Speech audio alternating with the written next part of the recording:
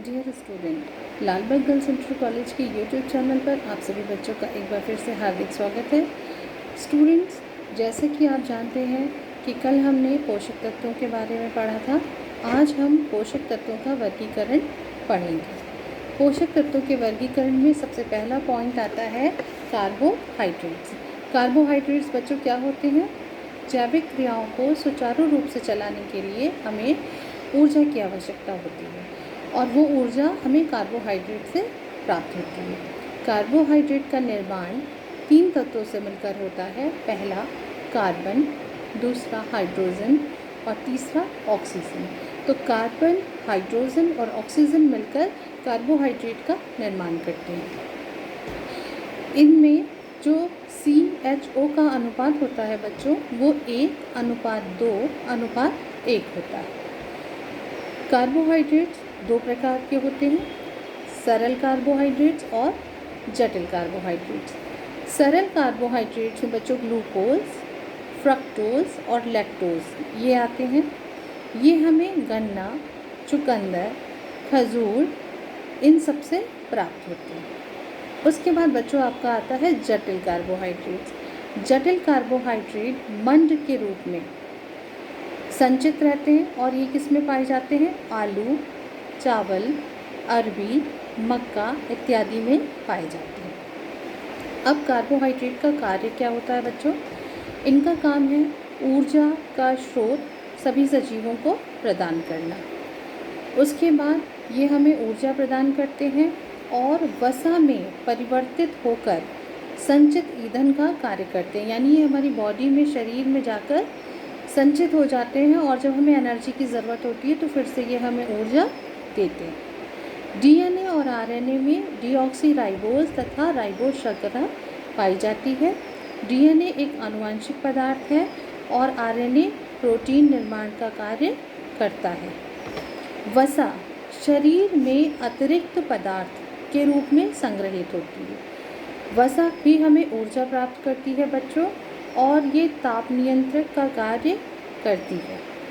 तो ताप नियंत्रक का कार्य करती है, उसमें आपकी बॉडी के टेम्परेचर को नियंत्रित करती है।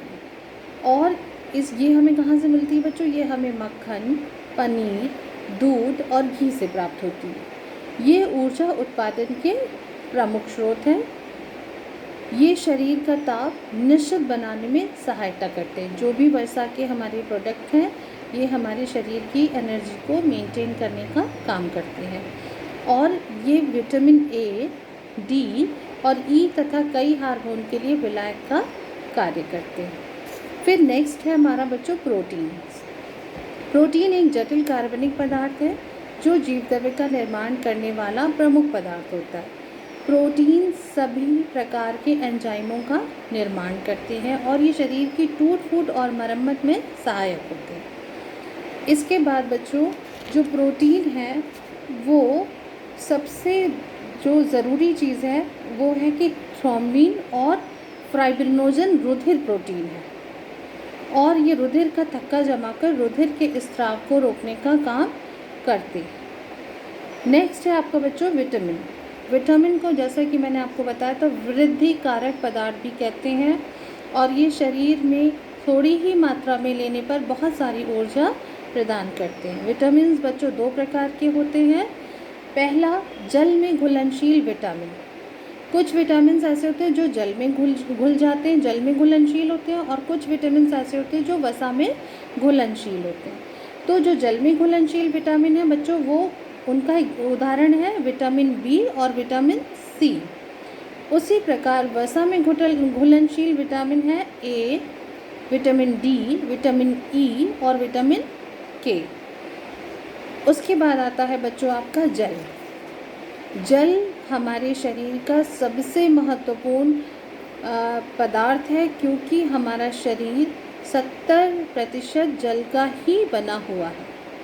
तो जल के बिना तो जीवन ही संभव नहीं है।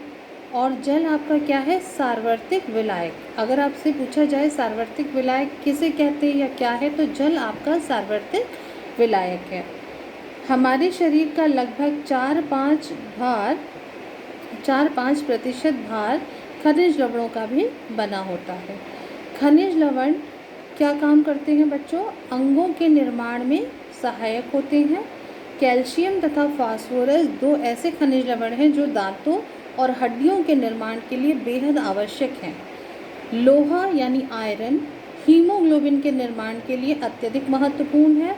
और आयोडीन ऐसा खनिज लवण है बच्चों जो थायरॉक्सिन के निर्माण में बहुत आवश्यक होता है। तो ये हमारे पोषण तत्वों के बच्चों का वर्गीकरण था और हमने ये इनके बारे में आपको बताया कि ये क्या काम करते हैं और कैसे करते हैं। नेक्स्ट हम इसके आगे पढ़ेंगे पोषण की विधियाँ। Thank you.